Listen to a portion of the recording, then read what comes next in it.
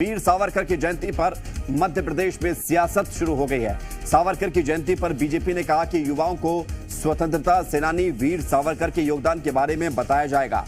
वहीं कांग्रेस ने बीजेपी पर वार करते हुए कहा कि शहीदों को भुलाकर बीजेपी अंग्रेजों के लिए काम करने वाले सावरकर का प्रचार करने में जुटी हुई है। वहीं दूसरी तरफ अलाउद्दीन खां संगीत अकादमी के निदेशक जयंत भिंसे का कहना है कि हर स्कूल में सावरकर पर बनी फिल्म दिखाई जानी चाहिए। इस पर भी कांग्रेस ने आपत्ति जताई है। यानी पंचायत और निकाय चुनाव की तैयारियों के बीच मध्य प्रदेश में सावरकर पर सियासत भी तेज हो गई है। एमपी में अब सावरकर को लेकर पॉलिटिक्स। मध्य प्रदेश सरकार सावरकर के बारे में लोगों को बताना चाहती है। कांग्रेस इस पर आपत्ति जता रही है।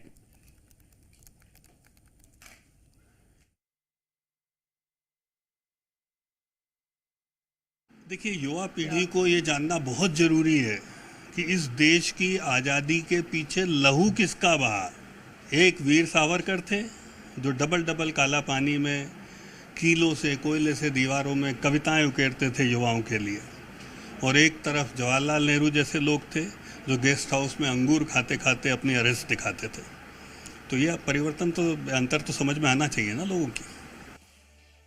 अच्छा है वो अपने जिनको मानते हैं कि महापुरुष हैं, खूब महापुरुष का इतिहास बताएं, अच्छी बात है। लेकिन सावरकर जी के वो इतिहास ही बताएं कि वो अंग्रेजों के 60 रुपये महीने के वजीफा पर काम करते थे, मुखबरी के काम करते थे, जिससे मालूम तो पड़ेगा अगर देश की आज़ादी के बाद तो होगा कि हम आज़ाद कराने में शामिल हैं, लेकिन इसके पहले देश के खिलाफ काम करते थे वो भी शामिल हो जाए। हमें ऐतराज़ इस बात का है कि पूरा इतिहास बताएं, जो उन्होंने मुखबरों के लिए काम किया है, मुखबरी के रूप में 60 रुपये महीने वजीफा लेकर, वही बताएं कि देश की आज़ादी के लिए काम नहीं किया उन्होंने, देश की आज़ादी के खिलाफ काम किया है। कि आजादी के बाद सावरकर को जिस तरीके से स्वतंत्रता के बाद प्रताड़ना मिली, उसके बाद बदला है, और अब आप और हम दोनों खुश हैं कि अपना देश बदल रहा है और क्रांतिकारियों को सम्मान मिलते हैं। और हमारे साथ प्रमोद शर्मा जुड़ गए हैं, जी मीडिया संवाददाता। जरा जानकारी के लिए प्रमोद, वीर सावरकर को लेकर एक बार फिर से सरकार, सत्ता पक्ष और विपक्ष दोनों में तकरार दिख रही है, क्या खबर पूरी? देखिए, एमपी में सावरकर को लेकर बीजेपी कांग्रेस में आर पार है। बीजेपी जहां सावरकर को वीर दिखाने के लिए और वीर बताने के लिए युवाओं को उनकी पूरी कहानी बताएगी और इस पर मोहर लगाई है। देखिए, जो संस्कृति विभाग के अंतर्गत अलाउद्दीन खां जो संगीत अकादमी है उसके निदेशक ने, और दूसरी तरफ कांग्रेस पार्टी सावरकर को वीर मानने से इनकार कर रही है। कह रही है कि जो एक्चुअल जिन्होंने देश की आज़ादी में योगदान दिया उन्हें भुलाकर बीजेपी अपने पितृ पुरुष यानी सावरकर की बातें बताने में जुट गई है। साथ ही साथ कांग्रेस पार्टी कह रही है कि सावरकर पर कई तरीके के आरोप लगाए हैं और बीजेपी पर कहा है कि वीर सावरकर के बारे में वो बातें बताएं। कांग्रेस कह रही है कि सावरकर को अंग्रेजों के लिए जासूसी करते थे, उनसे वजीफे लेते थे। ये तमाम कांग्रेस पार्टी की तरफ से आरोप लगाए। लेकिन एमपी में 23 की तैयारी और स्थानीय निकाय इलेक्शन के बीच में सावरकर के सहारे मैदान में देखिए उतरने की तैयारी भाजपा की है।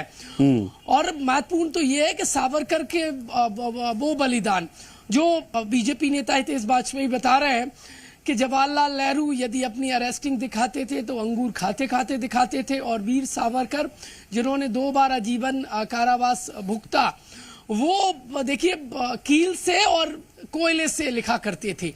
तो उनकी ये गाथाएं युवा पीढ़ी जानेगी तो यकीन मानिए राष्ट्रवाद की भावना उनके अंदर जागृत होगी। तो देखिए, सावरकर को लेकर दोनों ही पार्टियों में सियासी घमासान देखा जा रहा है। मौसम भले ही एमपी में बादल छाए हुए थे, थोड़ा ठंडा है, लेकिन सावरकर को लेकर सियासी देखिए पारा 7वें आसमान पर पहुंच गया है। और लाजमी भी है क्योंकि वो बीजेपी जो सावरकर को वीर बताती है और वो कांग्रेस पार्टी जो सावरकर को लेकर हमेशा निशाना साधती है।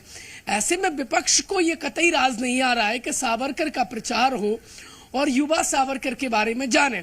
तो बीजेपी के इस देखिए अभियान का खुलकर विरोध अब कांग्रेस पार्टी करती नजर आ रही है और लाजमी भी है, क्योंकि कांग्रेस हमेशा सावरकर को लेकर मोर्चा खोलती है और जमीन पर सावरकर को आजादी के खिलाफ और अंग्रेजों से जोड़कर हमेशा बताती आई है। ऐसे में यदि बीजेपी एक अभियान चला रही है सावरकर को वीर बताने का, युवा पीढ़ी को उनके बारे में बताने का, तो कांग्रेस पार्टी यही कहती नजर आ रही है कि ये गलत इतिहास पढ़ाने की बीजेपी की तरफ से कोशिश है। लेकिन महत्वपूर्ण तो ये हो जाता है कि वो निदेशक जो संस्कृति विभाग के अंतर्गत एक अकादमी है, वो जयंत यदि कह रहे हैं कि आजादी के बाद जो प्रताड़ना वीर सावरकर ने झेली वो यदि बताया जाएगा, महापुरुषों के बारे में युवा पीढ़ी को बताया जाएगा, तो ये महत्वपूर्ण है। देखिए एमपी की सियासत में फिर से सावरकर का मुद्दा तेजी से उठने लगा है और उस पर सियासत भी भरपूर हो रही है। लेकिन महत्वपूर्ण यह है कि 23 विधानसभा चुनाव की आहट के बीच में और एमपी में लोकल बॉडी इलेक्शन यानी छोटी सरकार बनाने के लिए अग्रसर दोनों ही पॉलिटिकल पार्टियों में सावरकर से कांग्रेस पार्टी जो विरोध कर रही है, कितना माइलेज फायदा मिलता है, तो वीर सावरकर के सहारे भाजपा को कितना फायदा मिलता है, ये आने वाला समय बताएगा। लेकिन फिलहाल सियासी बयानबाजी भरपूर हो रही है विवेक। बिल्कुल, लेकिन सवाल इस बात का है प्रमोद की सावरकर को लेकर ये तकरार नई नहीं है। हर साल 28 मई जब सावरकर की जयंती होती है तो गाहे बगाहे इस तरह की स्थिति आती है कि बीजेपी और कांग्रेस सावरकर को लेकर एक तरफ बीजेपी वीर बताती है तो दूसरी तरफ कांग्रेस सावरकर को अंग्रेजों का मुखबिर बताती है। लेकिन पंचायत चुनाव में क्या वाकई में इसका असर होगा? क्या गांव की सरकार बनाते वक्त लोगों के दिमाग में ये महसूस होगा लोगों को कि सावरकर के लेकर स्थिति किस दल की क्या है?